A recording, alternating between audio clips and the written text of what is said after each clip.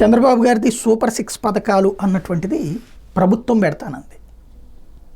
రాగానే ఇస్తామన్నారు. సరే 100 రోజులు అయిపోయింది, ఇవ్వలేదు. దీని గురించి చర్చ నడుస్తుంది. ఇప్పుడు ఏదో గ్యాస్ సిలిండర్ దీపావళికి ఇస్తాం, ఆ తర్వాత ఇంకోటి ఆలోచిస్తాం. ఇప్పుడు అన్న క్యాంటీన్ ఇచ్చాం కదా, 1000 రూపాయలు ఇచ్చాం కదా, పెంచాం కదా, ఇంతవరకు నడుస్తుంది. సరే, సూపర్ 6 పథకాలు అన్నటువంటి దానికి బదులుగా ఇప్పుడు పదే పదే వాడుతున్న పదం P4 ఏంటంటే పూరుని పవర్ వైపుకి తీసుకురావడం, వాళ్ళకి రిచ్గా తయారు చేయడం. దీంట్లో డబ్బులు ఉన్నటువంటి వాళ్ళు 10% మంది, పేదలకి 10% మందిని ఆదుకోవడం. ఇందులో ప్రభుత్వం పాత్ర ఏంటి నాకు అర్థం కాలేదు. ప్రభుత్వం ఇంకేంటి సంబంధం? ఇప్పుడు నా దగ్గర 1 కోటి రూపాయలు ఉందంటే నేను ఇంకోళ్ళకి 10 లక్షలు ఇవ్వాలి. ఎందుకు ఇవ్వాలి? నేను పన్ను కడుతున్నా, జిఎస్టీ కడతా, ఇన్కమ్ ట్యాక్స్ కడతా, లేకపోతే ప్రతి ఏ పన్ను విధిస్తున్నారో అన్ని పన్నులు కడతాను. కట్టి ఇంత కష్టం మళ్ళీ ఎప్పుడన్నా చిన్న ప్రాబ్లం వచ్చిందా ఒక వ్యాపారవేత్తకి ఎవడన్నా ఆదుకుంటాడా? ఓ పారిశ్రామికవేత్తకి ఎవడైనా ఆదుకుంటాడా? ఒక ధనవంతుడిని ఎవడన్నా ఆదుకుంటాడా? వాడు పాపర్, మళ్ళీ వాడిని నాశనం అయిపోయాడు, సర్వనాశనం అయ్యాడు, అమ్మిడి కొడుకని అమనాభూతులు తిడతారు. అట్లాంటి స్టేజిలో ఉన్నటువంటి వాడు ఇప్పుడు తను సంపాదించుకున్న డబ్బుల్లో 10% పేదవాడికి ఎందుకు ఫ్రీగా ఇవ్వాలి?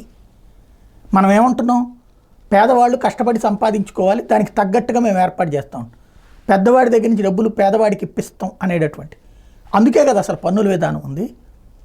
అంటే స్పాన్సర్షిప్ సిస్టమ్ అన్నటువంటి దానికి ఏంటది లేదు. ఎలా ఉండాలి? ఏమైనా వ్యాపారం పెట్టుకుంటావు నువ్వు, ఏమండి పెద్దవారు మీరు వచ్చి వ్యాపారానికి ఇందులో పెట్టుబడి పెట్టండి, ఇట్స్ గుడ్.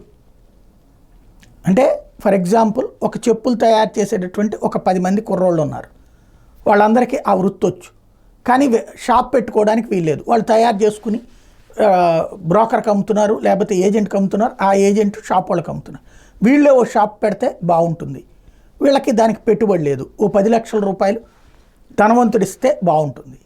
కానీ ఈ 10 లక్షల రూపాయలు రాష్ట్ర ప్రభుత్వం ఇవ్వచ్చుగా, వాళ్ళ చేత పెట్టుబడి పెట్టించచ్చుగా, బ్యాంకులతో లోన్లు ఇప్పించచ్చు కదా.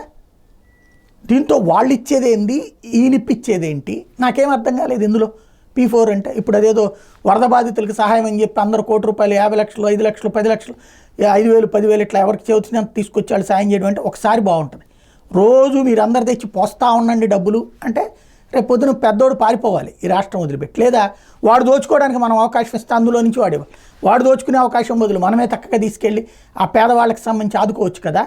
ఈ P4 సిస్టమ్ ఏంటో ఒక బాధ్యతాయుతమైనటువంటి విధానంలో చెప్పాలి. పదే P4తో పేదరికం పోతుంది అంటే గరీబీ హటావో, బేకారీ హటావో అని ఇందిరాగాంధీ నినాదాల్లాగా ఉంటాయి.